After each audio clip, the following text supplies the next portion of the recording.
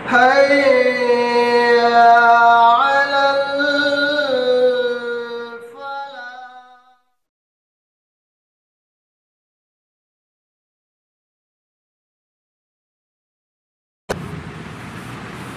بسم الله والصلاة والسلام على رسول الله وبعد.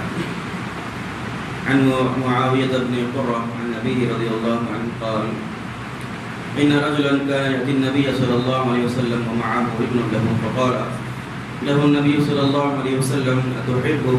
فقال: يا رسول الله، أحبك الله كما أحبه. ففقده النبي صلى الله عليه وسلم فقال: ما فعل ابن فلان؟ قالوا: يا رسول الله، مات.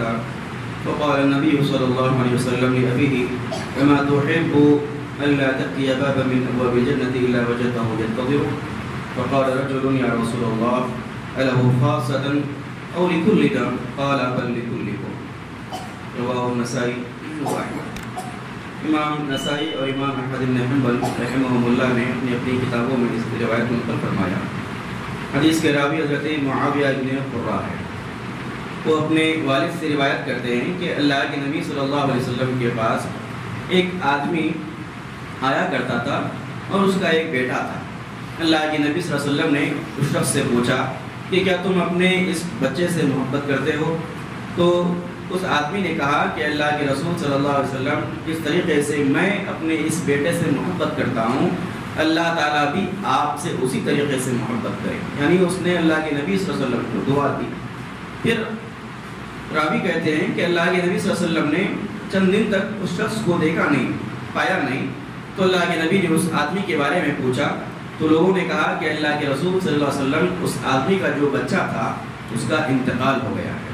تو اللہ کے رسول صلی اللہ علیہ وسلم نے اس شخص سے، اس کے باپ، اس بچے کے باپ کو، اس آدمی کو بلایا اور اس سے کہا کہ کیا تم اس بات کو پسند کرتے ہو کہ جب تم جنت میں داخل ہو تو تمہارا یہ بیٹا تمہارا جنت کے دروازے پر استقبال کرے؟ جس میں سے ایک آدمی نے پوچھا کہ اللہ کے رسول صلی اللہ علیہ وسلم، کیا یہ چیز، یہ فضیلت صرف اس آدمی کے لیے ہی ہے؟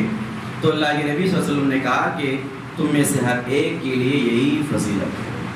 اس روایت کے اندر اللہ کے رسول صلی اللہ علیہ وسلم نے خوشخبری سنائی ایسے والدین کے لیے کہ جس کی ایک بھی اولاد ان کی زندگی کے اندر اگر فوت ہو جائے، انتقال کر جائے.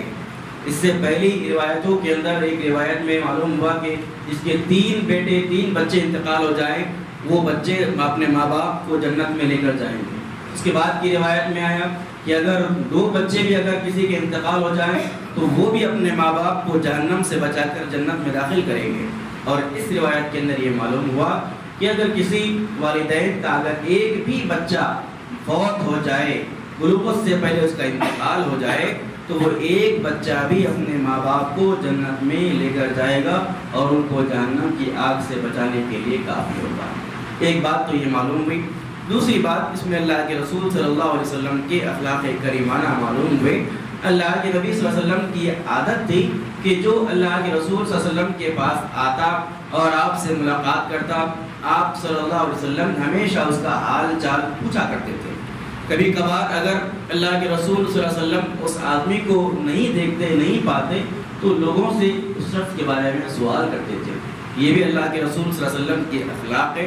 یہ اللہ کے رسول صلی اللہ علیہ وسلم کا کردار عالی ہے کہ اللہ کے نبی صلی اللہ علیہ وسلم ہر ایک کو بہترین رسپانس دیتے اور ہر ایک کے بارے میں اللہ کے رسول صلی اللہ علیہ وسلم پوچھا کرتے تھے. یہ نہیں کہ اگر کوئی بڑا آدمی ہے، اگر وہ نہ نظر آئے تو ہم بڑے آدمی کے بارے میں پوچھیں. اللہ کے رسول صلی اللہ علیہ وسلم کے پاس ہر قسم کے لوگ آتے تھے، چاہے وہ غریب ہو، مالدار ہو، چھوٹا ہو، بڑا ہو، مرد ہو، عورت ہو، بچہ ہو، بوڑھا ہو، غلام ہو، آزاد ہو. ہر قسم کے لوگ اللہ کے رسول صلی اللہ علیہ وسلم کے پاس آتے اور اللہ کے نبی صلی اللہ علیہ وسلم ہر ایک کے ساتھ بہترین برتاؤ اور بہترین سلوک کرتے. اور خاص طور پر معاشرے کے جو غریب نچلا طبقہ جو ہوتا، اللہ کے نبی صلی اللہ علیہ وسلم ان کو زیادہ توجہ دیتے اور ان کا حال چال ہمیشہ لوگوں سے پوچھا کرتے تھے. تو اس روایت کے اندر جہاں خوشخبری معلوم ہوئی کہ جس آدمی کا، جس مومن بندے کا اگر ایک بچہ بھی اگر فوت ہو جائے تو وہ بچہ وہ ماں باپ کے لیے جہنم سے بچانے کا سبب بنے گا، اور جنت میں جاتے وقت وہ بچہ جنت کے دروازے پر اس کا استقبال کرے گا۔ اور دوسری بات، اللہ کے نبی صلی اللہ علیہ وسلم کی اخلاق کریمانہ کا اس میں ثبوت ملا۔ اللہ رب العالمین سے دعا ہے اللہ تعالیٰ تمام کو اللہ کے رسول صلی اللہ علیہ وسلم کی ان سنتوں کو پڑھنے، سیکھنے، سمجھنے اور اس پر عمل کی ہم کو توفیق عطا فرمائے، آمین۔ سبحانک اللہم و بحمدک، اشہد ان لا الہ الا انت، استغفرک و اتوب الیک۔